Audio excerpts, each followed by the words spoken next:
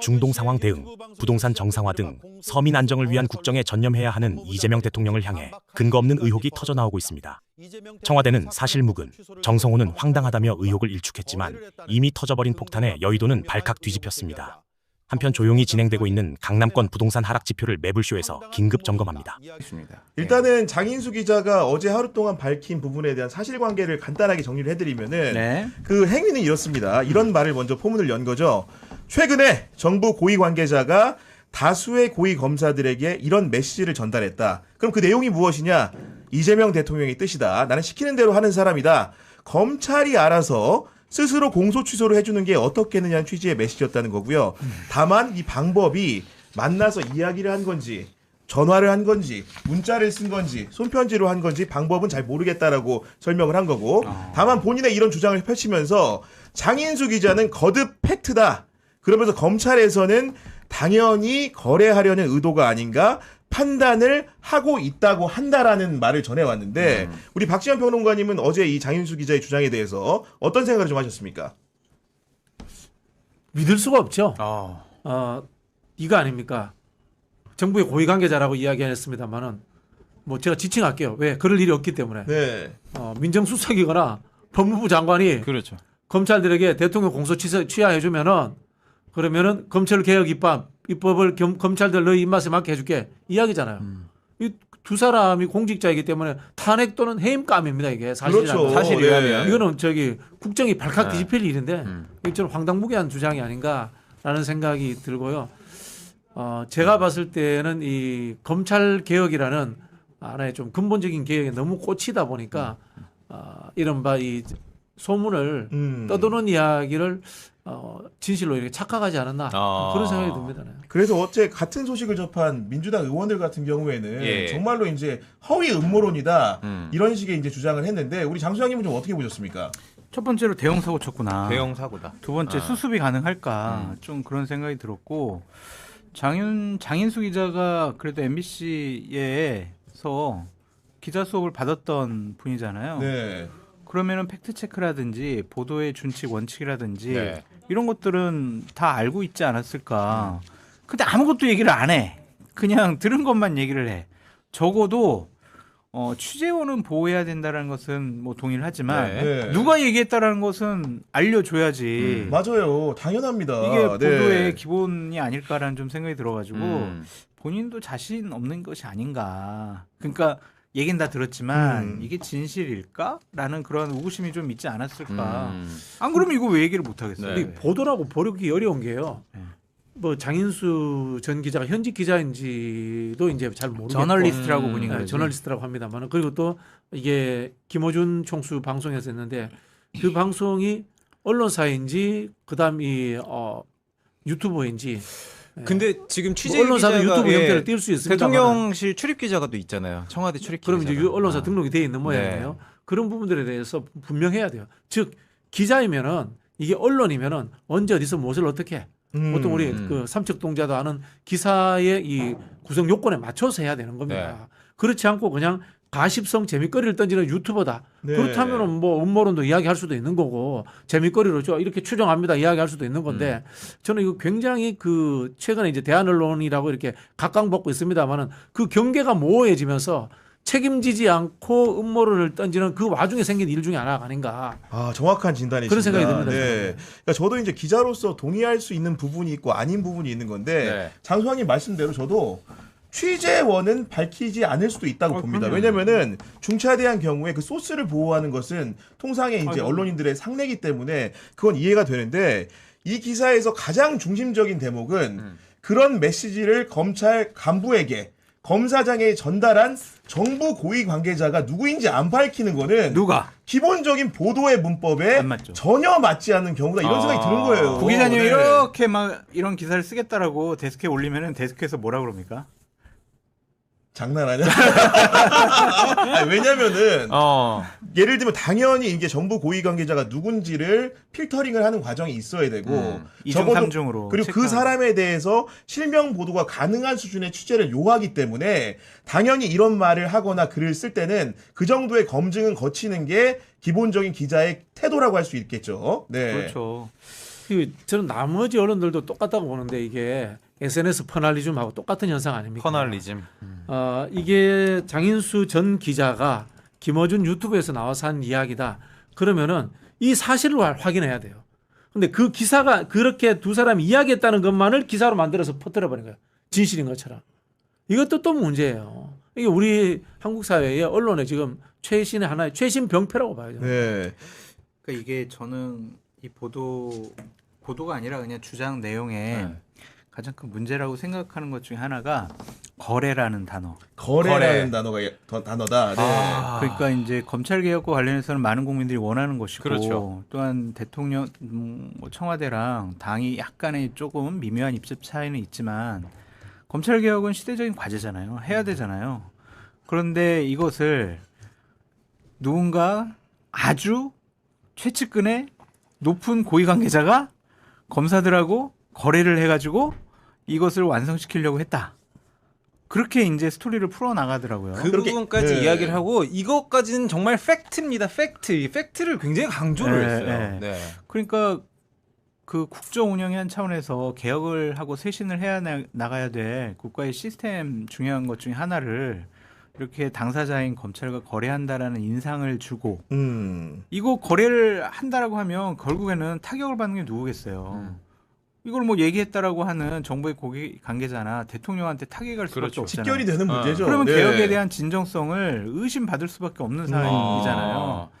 그렇게 검찰 개혁이라는 시대적인 당위성을 상당히 오염시켰다라는 것에서 저는 이 발언이 더 큰 문제가 아닐까 네. 그런 생각이 좀 듭니다. 그러니까 어제 이제 본인이 뉴스공장에 나와서 1차로 이제 구술을 한 거고 네. 그런 내용이 파장이 너무 크다 보니까 본인 채널인 저널리스트를 통해 가지고 2차적으로 이제 부연 설명을 Q&A 형식으로 했는데 그 과정에서 추가된 내용 같은 경우에는 이런 겁니다.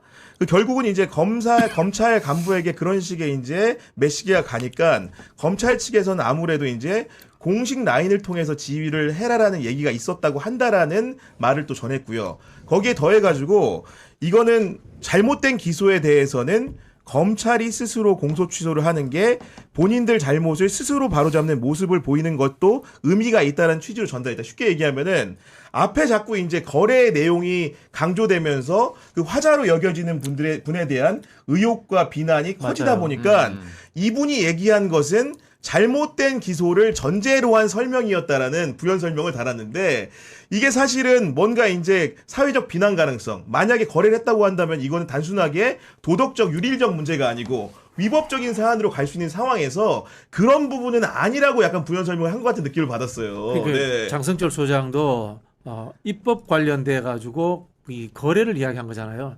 이 이야기면은 이거 정권이 휘청거릴 만한 그렇죠. 일이에요. 바로 흔들리죠. 네, 그 정도 이야기를 꺼냈기 때문에 본인도 이제 두려운 거죠, 그죠? 그러다 보니까 좀 말을 이제 주워 담으려고 하는 것 같은데 저는 뭐 그 이야기는 동의합니다. 검찰이 뭐 잘못 기소한 것은 공소 취소해야죠 스스로. 일반론으로는 맞는 일반론적으로 얘기죠. 네. 그런 이야기인데 그것과 거래의 문제 이야기는 별개의 그렇죠. 문제예요. 네. 별개의 문제예요. 그런 부분에서 저는 좀 심각한 발언이었다 하는 생각이 들고 자꾸 말씀드리지만 저도 이제 최근에 이제 뭐 매불쇼라든가 또는 뭐 특정 커뮤니티 이런 데 보면은 대통령 탄핵까지 이야기하는 사람이 있어요. 검찰 개혁 안 하면 그렇게까지? 대통령 탄핵한다. 극단적으로. 뭐 이렇게 이제 댓글 다시는 예. 거기에 이제 꽂힌 거예요. 근본적 사고에 꽂힌 거예요. 그렇게 해서는 세상을 해결하지 못합니다. 잘못하면 저기 시아파됩니다. 이슬람 시아파됩니다. 그렇게 해결되는 게 아니에요. 그러니까 이게 사실은 이 발화의 시점이 우리가 또 중요한 거죠. 저도 그게 뭔가 제일 취재를 하고 보도를 할 때는 내가 왜 이 국면에 이런 얘기를 하는가도 상당히 맞아요. 중요한데 네. 하필이면 이 시점이 검찰 개혁을 두고 여권 내 강경파와 온건파가 정확하게 만나서 부딪히는 시점. 게다가 특히 온건파를 자처하는 사람들은 대체로 정성호 법무장관을 위시한 정부 사람들인 경우가 많기 때문에 거기에 대해서 비난하고 있던 강경파의 시점에서 시각에서 이런 보도가 나왔다는 게 사실은 굉장히 의미심장하게 느껴지는 거죠. 그러니까 김어준 씨 방송 그리고 김어준 씨 방송에 출연하는 그분들은 상당히 원리주의적으로 검찰 개혁을 원칙대로 해야 된다. 절대로 검사라는 단어 쓰면 안 돼. 검찰이라는 단어 쓰면 안 돼. 수사 요건조차 주면 안 돼. 이런 식으로 검찰 개혁을 완성시켜야 된다라고 하는 분들이잖아요. 대통령께서 얼마 전에 이렇게 뭐 빈대 잡으려고 초과상관 그렇습니다. 수는 없다라든지 아니면 권력을 잡았다고 모든 것을 다 할 수 있다라고 그런 착각에서 벗어나야 된다든지 이거 얼마나 상식적이고 합리적인 얘기예요. 저렇게 되면 검찰에게 못하는 거 아닌가? 이 검사들한테 또 휘둘리는 거 아닌가? 그러한 이제 걱정과 두려움이 있었던 사람들이 어떤 음모론을 제기함으로써 상황을 좀 반전시키려고 했던 것이 아닌가. 그렇죠. 그렇게 또 음모론을 더 제기해봐요. 아니 뭐 이제 상황이 그렇죠. 그 대통령의 발언에 티키타카 반대 입장에서 또 다른 흐름을 만들려고 했던가 아닌가라고 이제 이 추정이 되는 거고요. 그냥 생각을 해보세요. 뭐 저도 개인적으로 검사라는 단어 없었으면 좋겠어요. 검찰 근데 그게 현실적으로 안 되는 걸 어떻게 해? 아니 그러니까요. 네. 안 되는 걸 어떻게 해 현실적으로? 그 제가 이런 이야기를 많이 하는데요. 안 되는 걸 자꾸 하다 보면 사람이 빡 돌아버립니다. 그래서 완전 극좌하다가 극으로 갑니다. 그런 사람이 누구냐면 김문수, 고성국 이런 사람들이에요. 그 사람들 옛날에 사회주의 혁명이 어떻고 운동권이었죠. 그런 거 하던 대표적인. 분들이에요. 네. 근데 그게 현실적으로 불가능하잖아요. 근본적인 혁신이라는 거, 개혁이라는 거 하는 것은 개혁이라는 것은 점진적으로 절차와 과정 속에서 이루어지는 거지. 그리고 또 상대방이 있잖아요. 저항 세력이 있잖아요. 저항 세력이 없으면은 할 수 있지. 저항 세력이 있으면은 못 현실적인 개혁을 점진적으로 우리 편 숫자를 늘려가면서 하는 게 현실인 거예요. 그리고 또 우리 이런 이야기 했어요. 혁명에는 늘 이제 반동이 따른다 이런 이야기하고 이 뭐 북한에서 이야기하는 반동 아닙니다. 맞습니다. 네. 예를 들자면 이런 겁니다. 프랑스 대혁명을 그 주도했던 이 공화파들이 나중에는 극단적으로 로베스페르가 이제 자코뱅당을 만들어서 완전 뭐 극자 통치하다시피 해요. 결국 그 사람들 스스로 목이 달아나요. 네. 이게 실제로 혁명의 역사예요.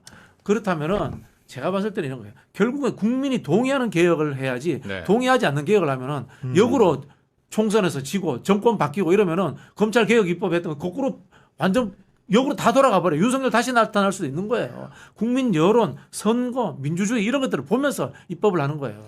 근데 그게 이제 웃긴 게 뭐냐면은 이미 검찰 개혁 법안 같은 경우에는 통과된 것도 있고 네. 세부적으로 좀 수정하는 부분도 있잖아요. 이제 통과돼야 될 부분도 있고 대통령 공소 취소해주면 그런 법안들 다 없던 걸로 해요? 말도 안 되는 거죠 그게. 검찰이 네. 원하는 대로 아니 그러면 말도 안 되는 겁니다 그게. 공소청, 네. 중수청 아니고 이제 검찰청 그대로 두고 검사들 그렇게 활동할 수 있도록 내버려 두냐고요. 안 되잖아. 아니죠. 네. 그러니까 이게 논리 전개가 좀 허점이 많은 것 같아요. 그러니까 이제 검찰 개혁의 당위를 전제로 깔고 이런 식의 의혹 제기가 있었다고 생각할 수밖에 없는 부분은 뭐냐면은 어제 장인수 기자의 설명을 들어보더라도 내가 왜 이 부분을 공개하는가에 대한 해석이 존재하잖아요. 그게 어떤 거냐면은 보수적인 검사들이 한번 걸려라 하고 있었는데 이번에 한 건 잡았다고 쾌재를 불렀다는 취지인 거예요. 쉽게 얘기하면은.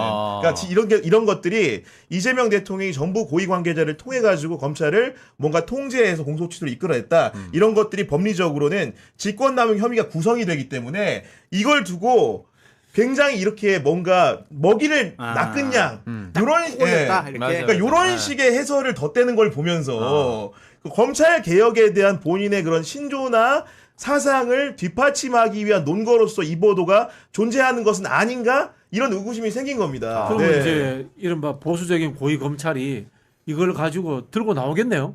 원래는 그래야 맞죠. 밖으로 본인 이제 상상대로라면. 기사도 흘리고 그렇죠. 네. 그렇게 해야 되겠네요. 사실요, 제가 진짜로 이런 지시 받았어요. 문자 받았어요. 대화 나눴어요. 이렇게 증언을 해야 되겠지. 그러니까요. 근데 하여튼 이게 시점상도 웃긴 게 뭐냐면은 지방선거 앞두고 있잖아요. 그러니까요. 예. 지방선거 앞두고 그러니까 있는데 저는 진짜 일반 국민으로 봤을 때 그러니까 장인수 기자라고 딱 측정할 수는 없지만 저는 그들이 원하는 게 뭔가가 굉장히 궁금해지는 거예요. 시점이 지방선거를 앞두고 있다는 것도 맞고 저는 계속 본질이 엉뚱한 방향으로 가고 있는 게 검찰개혁이라는 큰 틀이 정부의 수정안이냐 아니면 강경파가 그토록 원했던 부분이냐에서 끊임없이 토론을 하라고 국회의원을 뽑아줬고 맞아요. 의회가 있다라고 생각을 하는데 지금 장인수 기자의 어제의 발언을 대통령을 걸고 넘어졌기 때문에 이거는 본질 흐려지고 지금 장동혁 대표는 기자들 앞에서 할 말이 없는데 이거 전 떡밥을 굉장히 큰 걸 던져줬다고 생각을 하거든요. 국민의힘은 완전히 지금 신났죠. 호재 부르는 그렇죠. 거죠. 네. 한동훈 자기 네. 잊혀지고 있는데 어머나 내가 지금 여기에서 나타나야겠네 하면서 나오고 있잖아요. 이런 현상은요. 민주당이 여당 되면 늘 나타나는 이제 되돌이표 같은 현상이에요. 아, 과거에도 예, 그 노무현 정부 때 열린우리당 시절 우리 4대 개혁 입법. 그때 보면 노무현 대통령 뭐 FTA하고 또 이라크 파병하고 나름 뭐 중도 통합적 그때 이런 엄청났죠, 진짜. 정책들 예. 많이 합니다. 근데 그 4대 개혁 그중에서 저는 이제 국가보안법 이야기를 하고 싶은데 국가보안법 이미 그 당시에 사문화된 거예요. 그 사문화된 국가보안법을 완벽하게 그 관뚜껑에 못질하는 데에 모든 당력을 집중해 가지고 전면적인 이념 대결을 만들어낸 거예요. 열린우리당 때. 그렇죠. 그래서 이제 박근혜 그 당시 야당 대표가 그 장외투쟁하면서 새 집결을 하고 이제 정권 넘어가는 거예요. 정권 넘어가서 어떻게 됐습니까? 노무현 대통령의 불행한 사태가 일어난 겁니다. 자꾸 말씀드리지만 뭐 그런 게 하고 싶어요. 혁명 같은 거 하고 싶어요. 근데 그게 안 돼요. 그 과정에서 국민들의 지지를 잃어버리면 오히려 100% 역으로 돌아가 버려요. 맞습니다. 그 현실을 알아야 돼요. 정치라는 게 그렇게 몰랑몰랑한 게 아니에요. 민심이란 게. 그런 현실을 좀 잘 직시해서 사실은 사리 분별을 해야 될 것 같고, 그리고 저도 이제 유튜브 채널에서 이제 프로그램을 진행하는 진행자고 우리 네. 장 선배 같은 경우는 사실은 YTN이나 지상파 라디오지만 뉴스 명당 유튜브를- 창성철입니다. 그렇죠. 오전에 유튜브를 통해 송출이 되잖아요.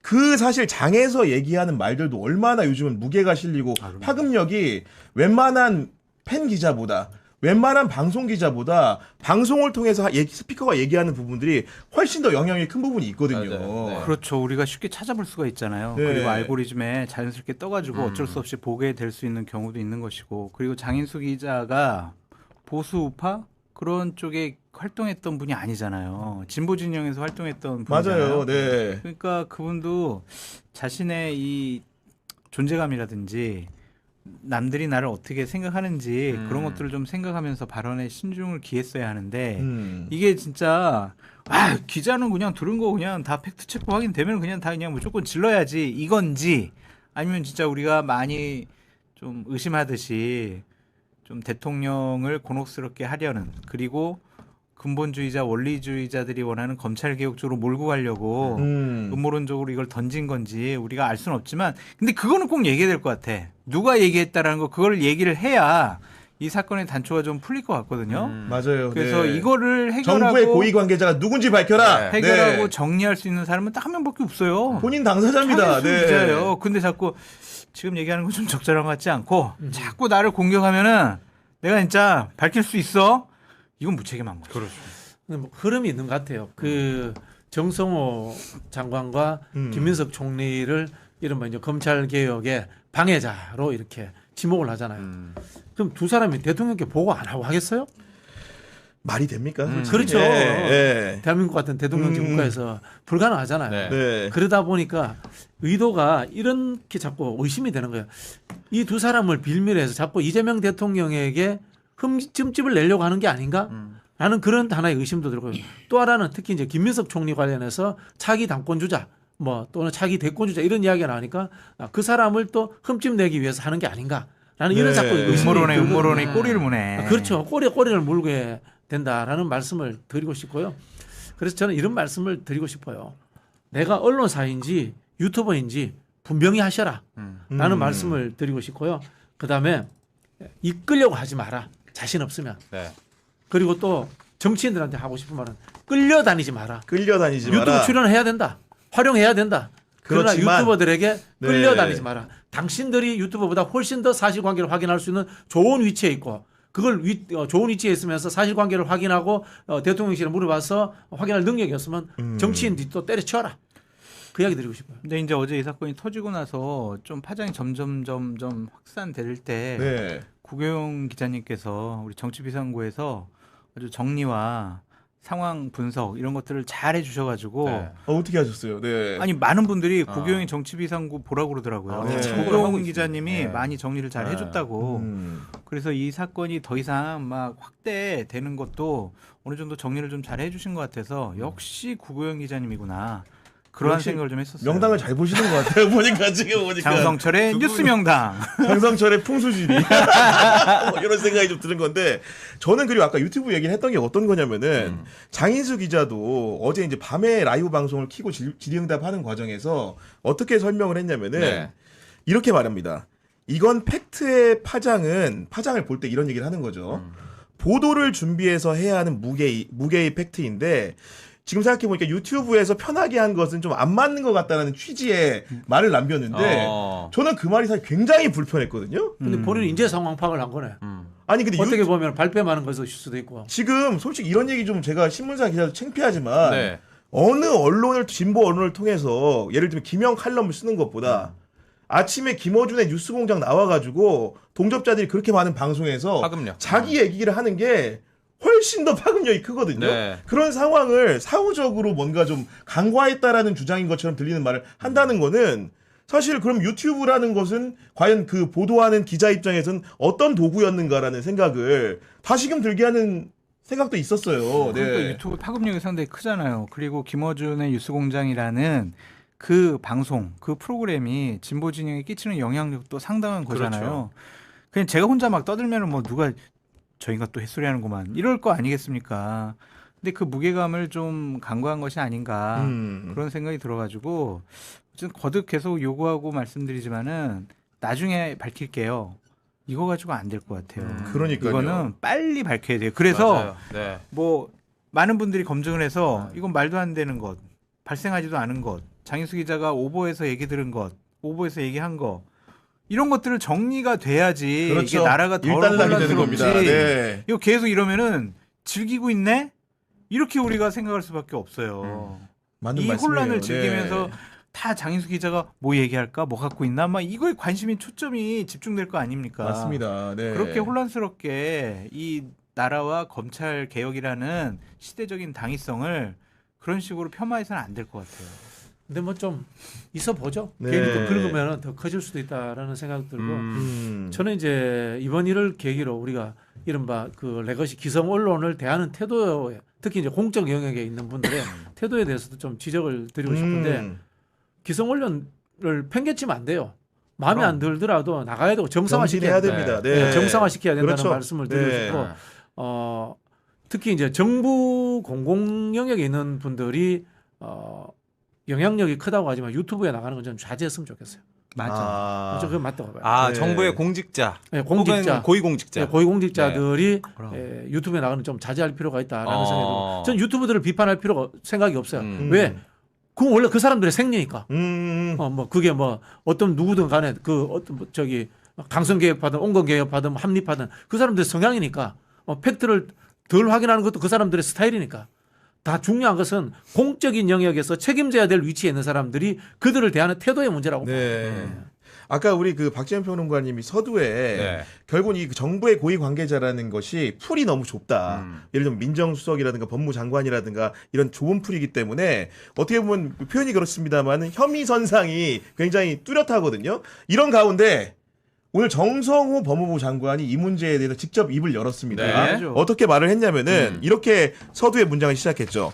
최근 제기된 황당한 음모론으로 인해 진지하게 숙의돼야 할 검찰개혁 논의가 소모적 논쟁에 휩싸이고 있습니다. 다시 건설적인 개혁의 논의에 집중하길 바라는 마음으로 분명히 말씀드립니다라고 하면서 첫 번째로는 저는 검사들에게 특정 사건 관련 공소 취소에 대해 말한 사실이 없고 보안 수사권과 연관지어 메시지나 문자를 전달한 사실도 없습니다. 이렇게 명백하게 지금 입장이 나왔거든요. 네. 어떻게 보셨습니까? 정성 법무장관 저 잘 알아요. 그분이 뭐 거짓말할 인품은 아닌 것 같고 또한 이게 너무 서툴고 허술하잖아요. 지방선거 앞두고 뭐 예를 들면은 보수 쪽 그러한 검사장들 고위 관계자들한테 이런 얘기를 쉽게 했다? 그럼 말이 안 돼요. 이건 은밀하게 상식적으로. 예. 하려면 진짜 은밀하게 전격적으로 수사지휘 딱 하고 뭐 책임지고 물러나고 그렇게 전격적으로 지방선거 후에 하는 게 맞지. 통상적인 생각으로는. 네. 지방선거 전에 이렇게 일을 벌인다? 아. 이거는 아닌 것 같아요. 왜냐하면 정성호 법무부 장관도 정치를 오래 하셨고 여러 가지 산전수전 다 겪으셨고 특히 이재명 대통령 같은 경우에는 정무적인 판단이나 메시지가 요즘 보면은 상당히 이제 물에 올랐다라고 표현할 정도로 상당히 정제되게 네. 정말 대통령다운 메시지를 내시더라고요. 그런 상황에서 지금 갑자기 이렇게 편집 풍파를 일으킨다? 이거는 좀 상상하기 어려워요. 윤석열이면 할 수 있겠지. 저렇게 그냥 느닷없이 개엄해가지고 본인 탄핵당하고 정치를 안 해봤으니까. 네. 그런데 이분들은 정치 고단수잖아요. 그래요. 맞아요. 이런 식으로 진행 안 합니다. 그리고 정성호 장관은 어떻게 또 말했냐면은 제가 장관 취임한 이후에 검사들에게 일관되게 전한 바라는 거는 검찰이 왜 국민의 신뢰를 잃었는지 반성하고 변화할 것. 개혁 국면의 동요 말고 각자 원래 해야 할 임무에 최선을 다하라는 게 것이었다. 이렇게 네. 말을 하면서 어떻게 말하냐면 결어가 어떻게 되냐면은 그 어떤 집단의 세력과도 거래는 없습니다. 어. 이렇게 아예 선을 그어버렸거든요 지금. 네. 그러면 정성호 장관이 금방 말씀하신 것처럼 정치 오랫동안 한 사람인데 그러니까요. 그 정도면 모를 사람도 아니고요. 아마 정성호 장관이 사실 제일 힘들 겁니다. 왜냐하면 개혁 대상의 수장으로서 개혁을 하러 간 사람이잖아요. 그렇죠. 네. 얼마나 힘들겠어요. 일도 시켜야 되고 쳐내기도 해야 되고 그 상황들을 우리가 좀 이해를 해줘야 돼요. 그리고 제가 모르긴 모르지만은 많은 분들이 이제 그 검찰에 복무하시는 분들이 어떤 사람인지 잘 모르지만 저 같은 경우에는 어쨌든 가까이서 좀 많이 관찰했고 네. 소위 검사장이라고 불리는 고위 간부들하고도 교류를 많이 해봤잖아요. 만약에 이런 일이 있었으면 어떻게 됐을까? 어떻게 돼요? 장인수 기자한테 안 가고 조선일보에 나오죠. 그렇지. 그게 통상적인 문법입니다. 아. 그분들이 오래 교류하고 만나고 상의했던 사람한테 그런 얘기를 좀 더 이제 진정성 있게 전달했을 가능성이 높은 거지. 물론 장인수 기자의 소스가 저는 검사장일 거라고 생각을 별로 안 하는 편이에요, 개인적으로. 네. 아마도 이제 그 언저리에 있는 다른 분이 조언을 한 내용을 가지고 취재를 했을 것 같은데 어쨌든 간에 당사자성이 있는 사람으로서 그 메시지를 받은 사람, 적어도 우리가 보도를 한다고 하면은 수신자와 발신자는 확인을 해야 되는 거 아닙니까? 그 사람한테 어떤 내용을 전달했고 이게 맞냐? 너는 어떤 내용을 듣고 어떻게 했냐를 물어보는 거는 취재 ABC이기 때문에 그랬다는 전제하에서 그런 얘기를 정말로 검사장들이 들었다고 한다면은 이렇게 쉬이 지나갈 일이 거의 없다 이렇게 생각합니다. 구 기자님이 검찰 출입도 하셨고 그렇죠. 또 기자로서 상당히 연륜도 좀 있으셔가지고 이 상황의 문제점에 대해서 깔끔하게 정리해 주셔가지고 저도 이제 다른 방송 가서 좀 써먹어야 되겠다 그런 생각이 들 정도로 네, 박정희 한판 승부 제대로 할 수 있겠네요.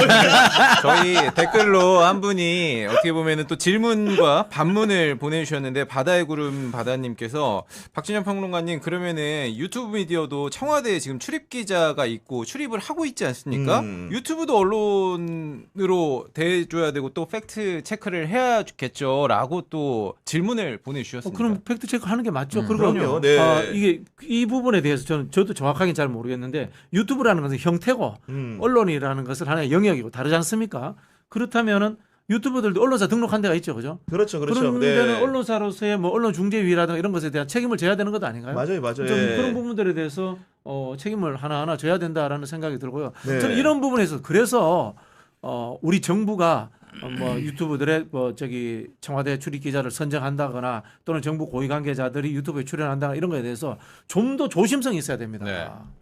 그런 말씀을 드리고 싶은 거예요. 그렇죠. 옳으신 말이에요. 아니 그러니까 이제 우리 박진영 그 평론가 말씀하셨던 건 어떤 거냐면은 유튜브마다 자기 판단하에 검찰 개혁에 대한 판단 쉽게 논평은 다를 수가 있는 거고 아까 전제한 부분은 어떤 거냐면은 다만 이걸 사실관계를 다투는 그렇죠. 부분은 팩트라고 다른 이야기했잖아요. 영역이다. 그렇기 그렇죠. 때문에 좀 팩트 약간 영역이기 때문에. 우리 문제 제기하신 분들 약간의 오해가 있으신 것 같은데 좀 구분해서 말했다 이런 그렇죠. 말씀을 좀 드리는 거고. 근데 저 사실은 네. 이 보도가 나오고 나서 조상호 법무부 장관 정책보좌관 네. 그분이 했나? 아침에 오늘 시선 집중 나왔더라고요. MBC 나왔어요. 네. 어제 그냥 딱 듣고 어제?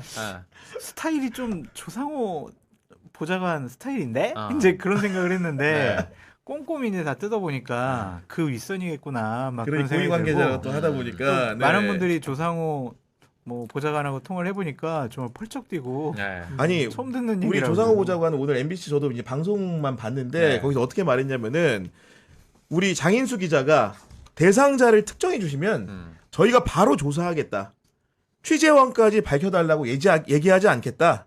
이렇게까지 말을 하더라고요. 그러니까 당장 우리는 고소고발이든 아니면은 그 장인수 기자의 언론 보도든 간에 그런 물질이 있으면은 그 당사자를 대상으로 제대로 조사하겠다는 그렇죠. 뜻까지 밝혔기 때문에 장관의 핵심 인력이기 때문에 그 물론 정성호를 특정했는지 또 알 수는 없습니다. 그렇죠. 다만 정성호 장관이 반응을 내놨기 때문에 아. 드리는 말씀인데 이 문제는 장인수 기자가 정말로 고위관계자 이름을 밝히면 밝혀야 돼요. 그 부분을 정부 차원에서 그럼요. 엄밀하게 조사해서 정말로 이런 일이 있었는지 없는지를 확인하면 서로가 편해지는 거 아닙니까 지금? 거기 장혜수 기자가 얘기한 것 중에서 지휘라는 단어가 있잖아요. 지휘. 수사 지휘할 사람은 누구예요? 법무부 장관밖에 없단 말이에요. 그렇죠. 그렇게 특정을 해놨으면은 법무부 장관일 수밖에 없는 말은 하지 않았지만 법무부 장관으로밖에 해석이 안 되는 혹은 그런 말도 있잖아요. 검찰총장 대행 뭐 이런 식으로 갈 수도 있지 않을까. 아니, 근데 검사들 입장에 수사 지휘를 수사 지휘권을 행사해라.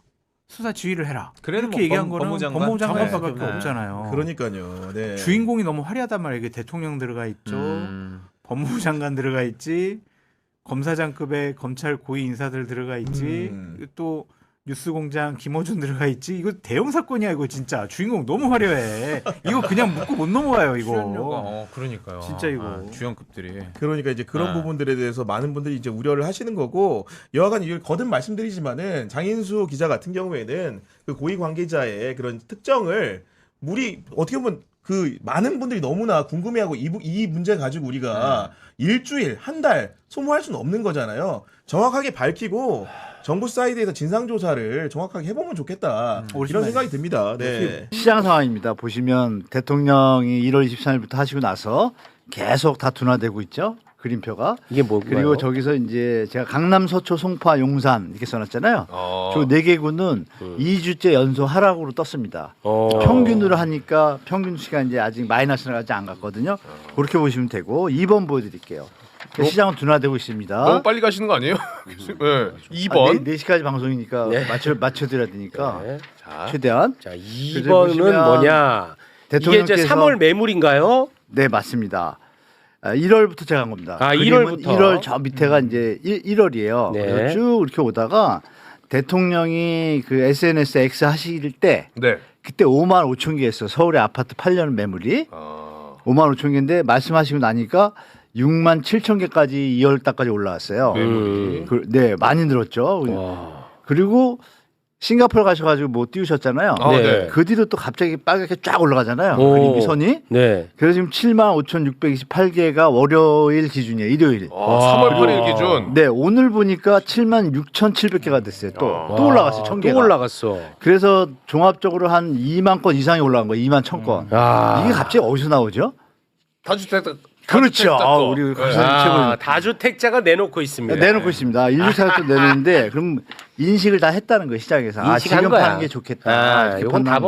없다. 그래서 이 일관된 정책이라는 게 얼마나 중요한지 여기서 다 중요합니다. 나옵니다. 대통령이 이제 칼을 예, 뽑으셨으니까. 그렇습니다. 이제 우리 국토부 계신 실무진 분들하고 네. 이분들이 이제 관계되는 또 금융위원회 이분들이 잘 딴짓하지 말고 협조하면 갈 수 있습니다. 네. 아유, 고맙습니다. LH도 했어야죠. 공급 대책 있지 않습니까? 네. 분양가 체크 다 하고. 아유, 고맙습니다. 자, 그리고 이제 보여드릴 게 뭐냐면 전세가 뉴스가 있어요. 이것도 보여드릴까요?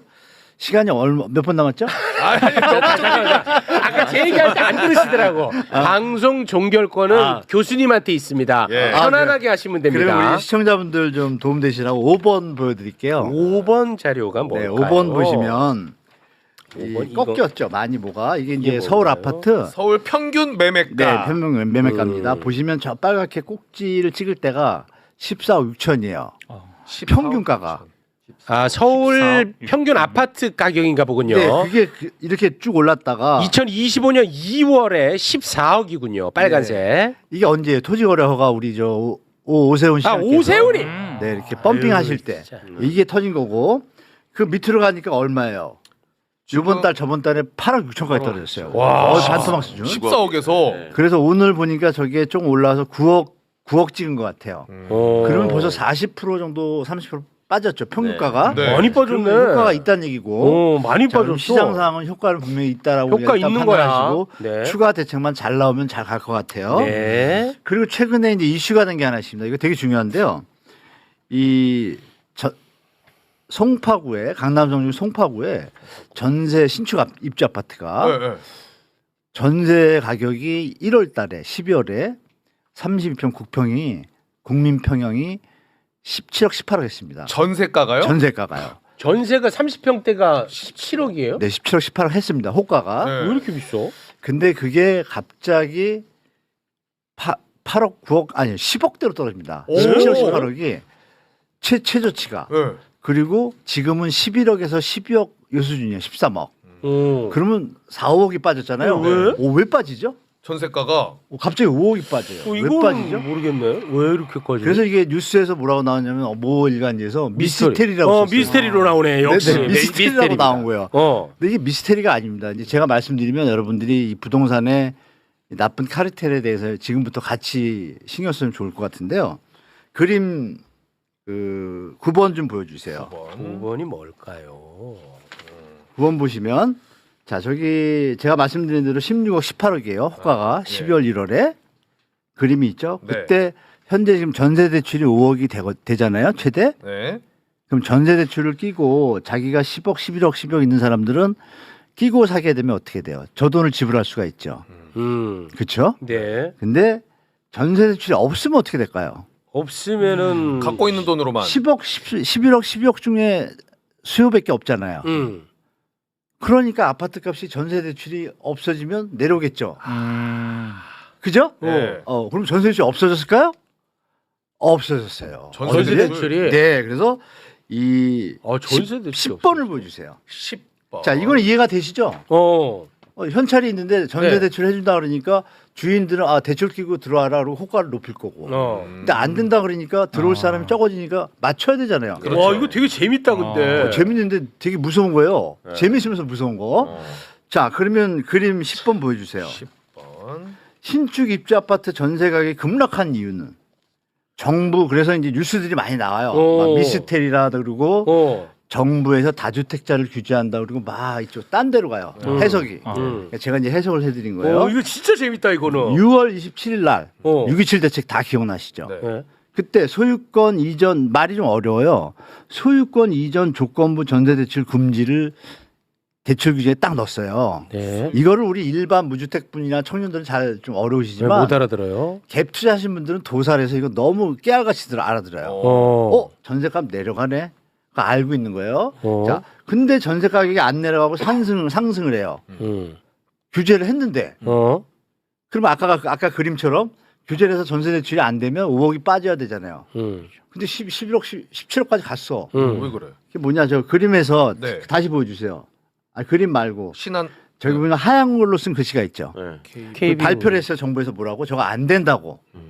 안 돼야지 11억, 12억인데 KB 우리 기업은 안 된다고 공표를 해요. 대출 안 된다. 네. 그리고 신한 하나는 얘기가 없어. 하고 있던 거야. 하고 있었어. 그럼 구멍이 난 거죠.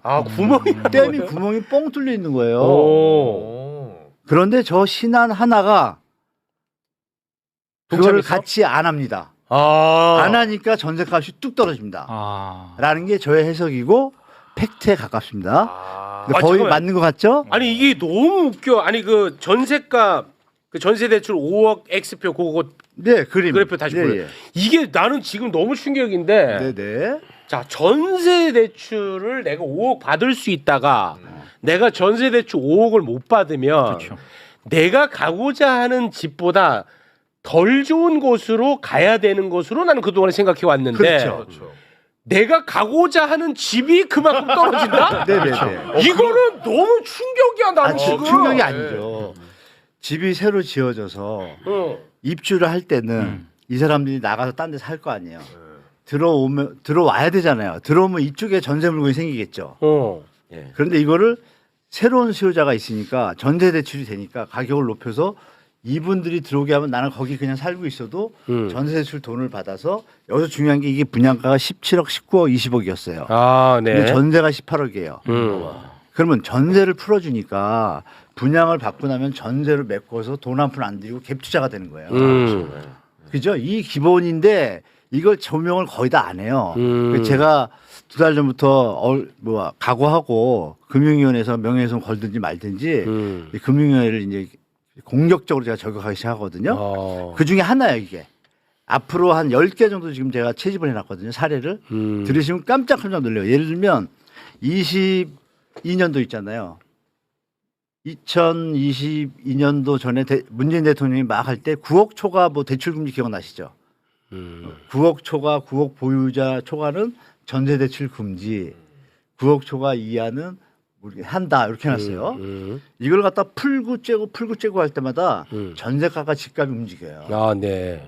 이거는 이제 설명드리려면 시간이 긴데 네. 왜냐하면 다음에 하고요. 많이 하다 보면 저는 알지만 그러니까 제가 이제 거기에 대해서 화가 많이 난 거죠. 이걸 계속 장난을 치니까 그래서 금융위원회 분들한테 부탁드립니다. 네. 이미 이 기법은 너무 그들은 알고 있어요. 그러면 유주택자 전세대출 3억에서 2억으로 줄인다 그랬잖아요.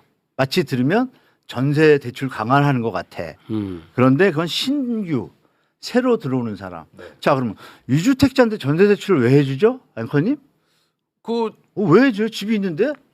그 집 전세 내놓고 그 전세 갭 투자라고. 네. 그 판을 누가 만든 거예요 그러면? 그건 정부가 만드는 거지. 금융위원회. 그러니까 금융위원회. 정부 국회의원분들하고 뭐 청와대 소속실장이 대출 계산하고 있어요? 아니잖아요. 이거 누가요? 금융위원회. 아, 그 금융위원회예요. 네, 금융위원회가 은행을 관리해요. 아, 여신에 대한 모든 여신 수신. 금융위원회가. 지침과 법규를 다 총괄합니다. 검찰, 뭐 중수청 이런 것처럼 뭐 이해하시면 돼요. 아, 그럼 네. 여기서 왔다 갔다 할 수 있죠.